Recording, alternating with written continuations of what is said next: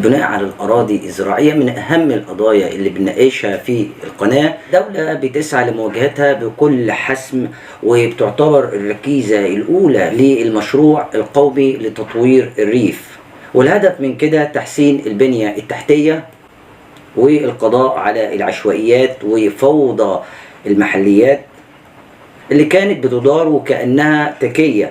النهاردة عشان نريح الناس بعد الحصول على نموذج 10، معاك نموذج 10 الناس مش عارفة تعمل ايه. اول حاجة لازم لابد ان نعرف ان نموذج 10 انك اتصالحت على المخالفة، وبالتالي اي عمل جديد انت هتعمله في الارض سواء كان العمل ده تعلية او ترخيص بناء، يجب ان انت تقدم طلب. طالما انت خارج الحيز العمراني عايز تبني، يبقى لازم موافقة الجهة المختصة وهي وزارة الزراعة، لان بينك وبين ابني او مبنيش هو شرط انك لابد ان تكون اتقدمت للتصالح واتصالحت بالفعل، لان لو ما تقدمتش بطلب التصالح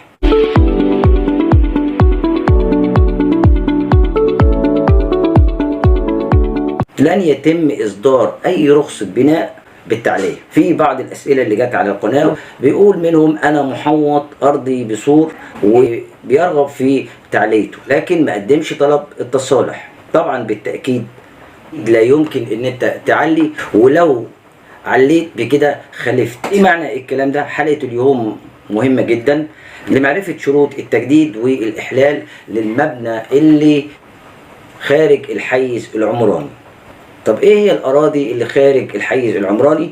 واحد، ان يكون المبنى ظاهر في التصوير الجوي لسنة 1985، ولو ما ظهرش في التصوير الجوي بتقدم طلب للجهة المختصة، وزي ما قلنا هي جهة الزراعة، وعلى أثر هذا الطلب هتنزل لجنة. اللجنة دي بتشكل وبتعاين المبنى على الواقع، وهتقرر ان المبنى بالفعل له مرافق كهرباء ومية دخلت له، وبكده مفيش مشكلة. رقم 2، ان المبنى يكون له ترخيص واخد موافقة من جهة الزراعة او من وزارة الزراعة. رقم 3، ان ما يكونش صدر للمبنى اي مكاتبات قانونية او محاضر مخالفات، ولو في حالة ان تحرر اي مخالفات او محاضر لازم يكون معاك حكم نهائي بات حاز حجية الامر المقضي بالبراءة. رقم 4، ان كل نشاط على الارض سواء كان ده نشاط مزرعة دواجن، مزرعة للحيوان وظهرت في التصوير الجوي لسنة 1985،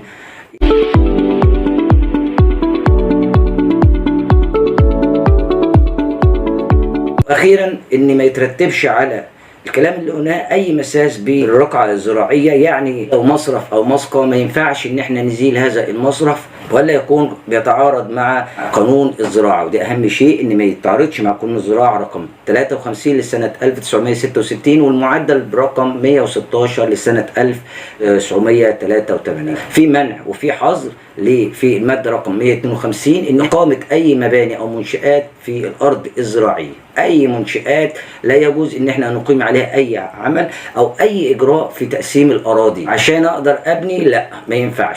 ومش كده بس، في المادة 156 اللي هي وضحت وعرفت العقوبة بالحبس وبغرامة ما تقلش عن 10,000 جنيه وما تزيدش عن 50,000 جنيه. وخد بالك لما بيصدر اي حكم على بنى مخالف، خد بالك ان الحكم في منطوقه بيتضمن امر.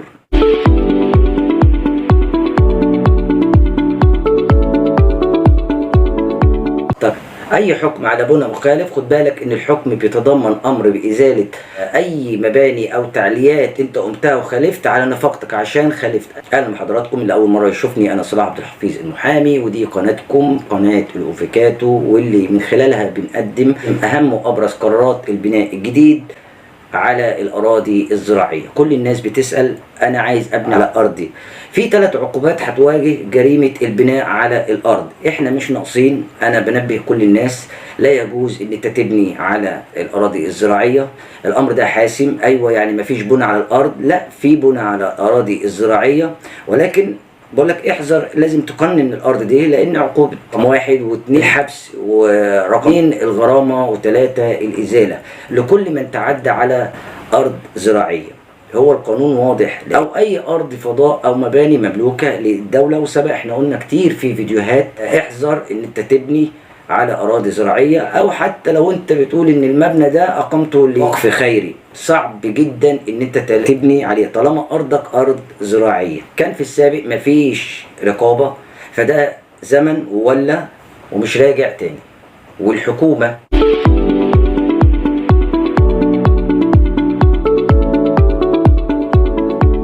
حسنت الامر، ووزاره التنميه بتتابع الامور دي في الطرق عن طريق دور ومسؤوليه كل محافظ واجهزته التنفيذيه في كل محافظه لمتابعه المخالفات والتصدي لها. طب ايه هي الاراضي؟ ان انا عامل الفيديو ده مخصوص ايه هي الاراضي اللي اقدر ابني عليها.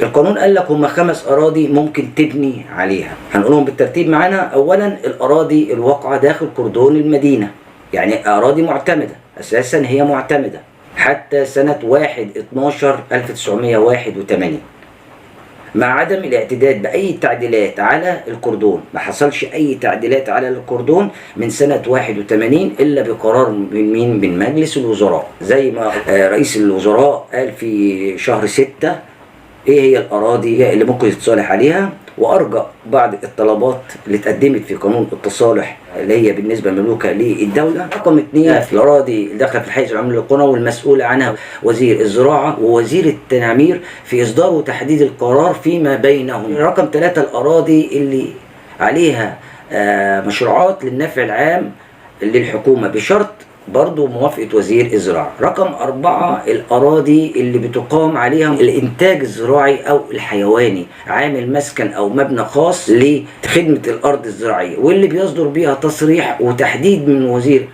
الزراعة. رقم 5 الواقعة بزمام القرى ويقيم عليها المالك مبنى خاص بيخدم أرضه، مسكن، بيت في الحدود اللي بيصدر بيها قرار من وزير الزراعة. فلوجه الله ومن خلال القناة بقول لك ما تبنيش ولا تبور أرضك، لأن هتلاقي نفسك مطالب بدفع غرامة مع إزالة المبنى وإصدار حكم عليك أنت مش حمل هذا الكلام.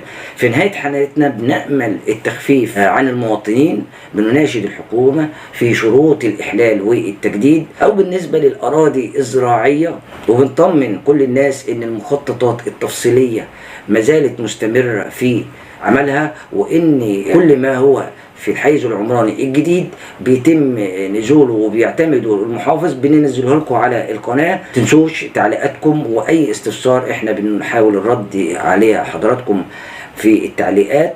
أشكركم، دمتم على خير، والسلام عليكم ورحمة الله وبركاته.